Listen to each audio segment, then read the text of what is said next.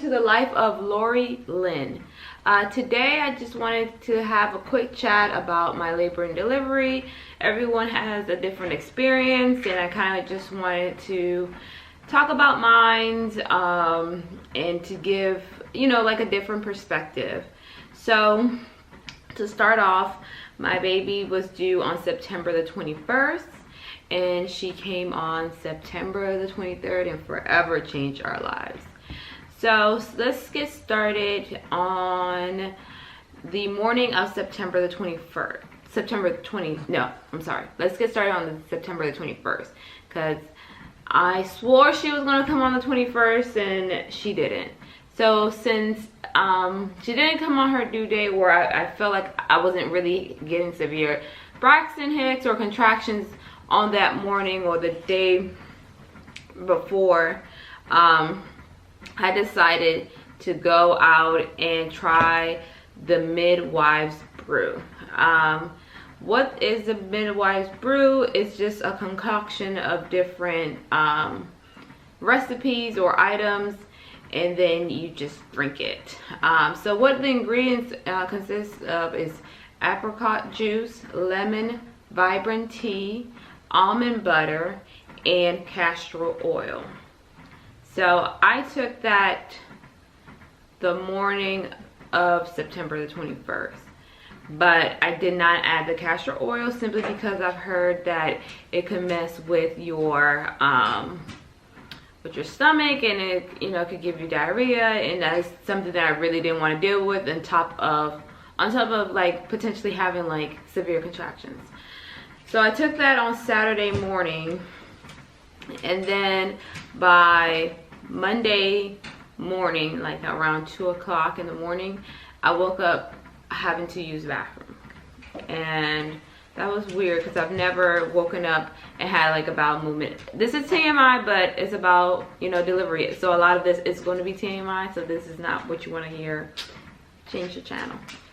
So anyways, so I woke up at 2 in the morning, had a bowel movement, and went back to sleep. Then the contraction started. So I woke up a couple times. Please disregard Nico, my dog. So woke up a couple times. Wasn't able to sleep all morning because, you know, I kept waking up having to use the bathroom. Sorry, my little baby's right here. It's okay. It's okay, Noonie. It's okay, girlfriend.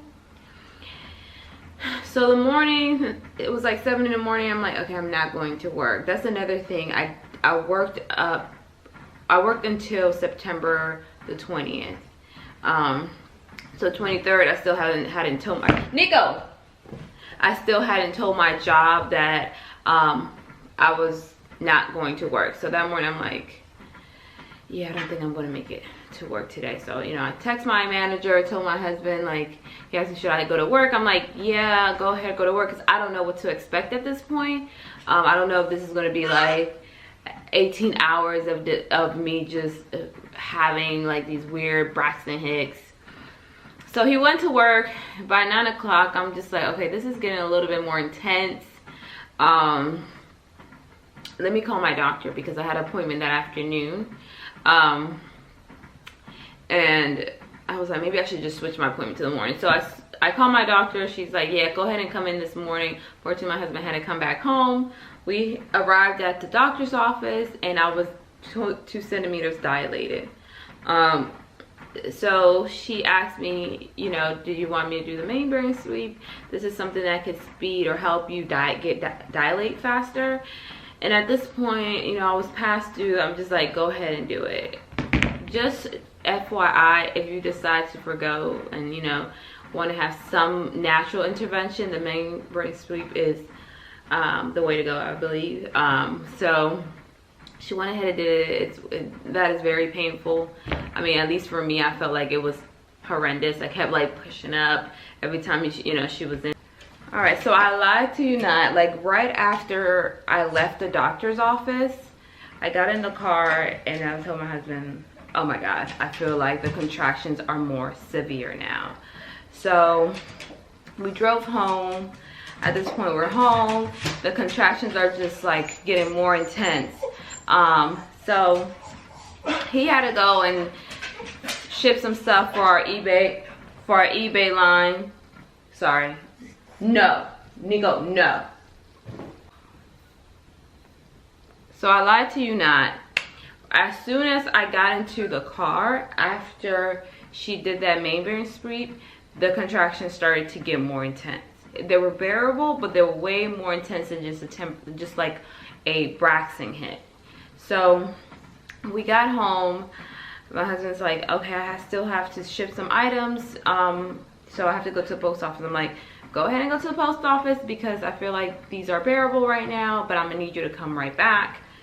So at this point, I'm in the exercise ball. Everybody say the birthing ball, but this is like a huge ball that, you know, they used at the gym. I had that, and I was on that every other day. I didn't do it as consistently before my, you know, during those 9 months. But that day I remember, you know, I was just on the birthing ball, bouncing, and at this point he's headed to the post office. And I feel like this was the moment where women say they're transitioning from 4 centimeters, that intense pain. So all of a sudden I was on the birthing ball and I could not hold my body weight on that birthing ball, and I literally got on my knees and hands and just screamed. And I felt like that was the way of me releasing that pain. After that, I called my husband, like, I need you to come home, because at this point I need someone else in the house. It was just me and my dog. You might hear him in the background because there's deers outside and he's obsessed with them. And I'm just bouncing Lauren right now. So yeah, so at this point he comes back home and these contractions are coming back to back. Like I can't sit on the birthing ball. So before that was like helping the pain. At this point I'm just like, okay, I need to do something else, you know. So I went and got in the bath, and he was there with me, and he was just like trying to massage my back. And at that point, you know, I was in there going through the pain and just screaming. At this point he's monitoring my contractions, and I'm like, okay, now the bath isn't working, so it's like I need to get out of here. So we go in the bedroom. I have the birthing ball back upstairs with me, and I sit on the birthing ball. I'm like, okay, I'm uncomfortable. The birthing ball is no longer helping. And then I'm just like hunched over like this over my bed and just like rocking back and forth, walking around. And then he's pressing on my lower back, and it's helping. And then, you know, he's trying to do it again because I said that was helping. And then he was like trying to do it again, and I'm like, okay, don't rub my back anymore. And then I'm sorry, I'm trying to deal with my dog and everything else. Welcome to mom life. And oh goodness, it wasn't helping. So he's timing my contractions, and the rule of thumb that we heard is that 5-1-1 rule, which is a contraction every 5 minutes for a minute for an hour. That's when you should go to the hospital.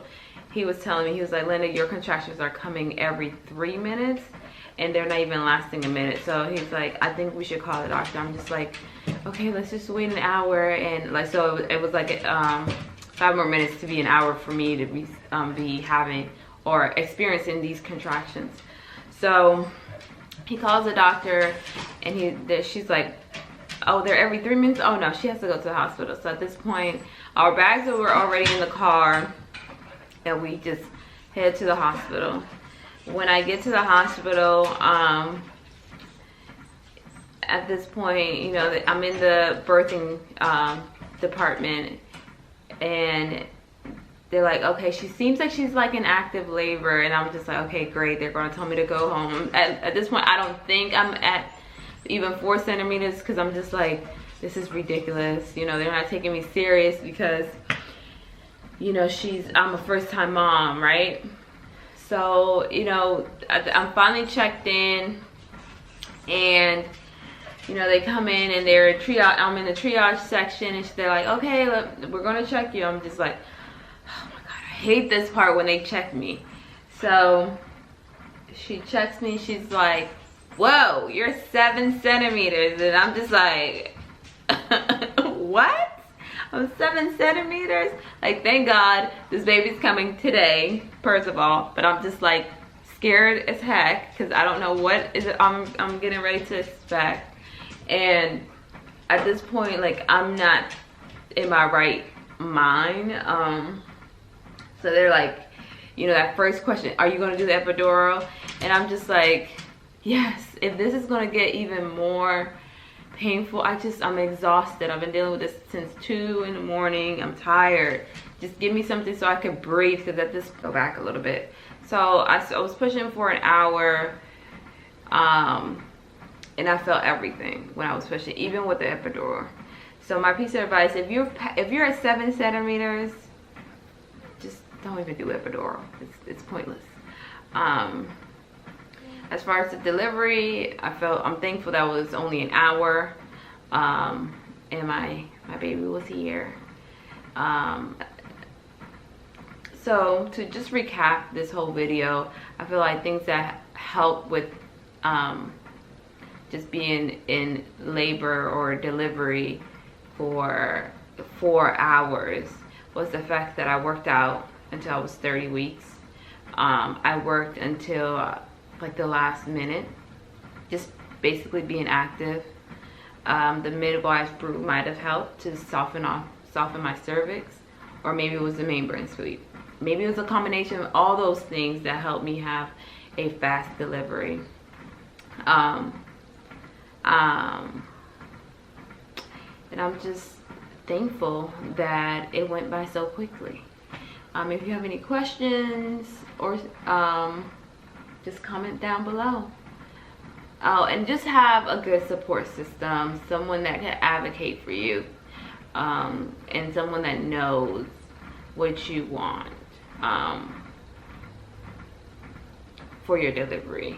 And the reason why I was so happy that my doctor was there, because she knew exactly what I wanted. I didn't want to have any unnecessary medical intervention such as C-section. So I think, you know, we had that connection and she understood where I was coming from. Yeah. And that is the story of how Lori changed my life. Peace. Subscribe. Comment down below.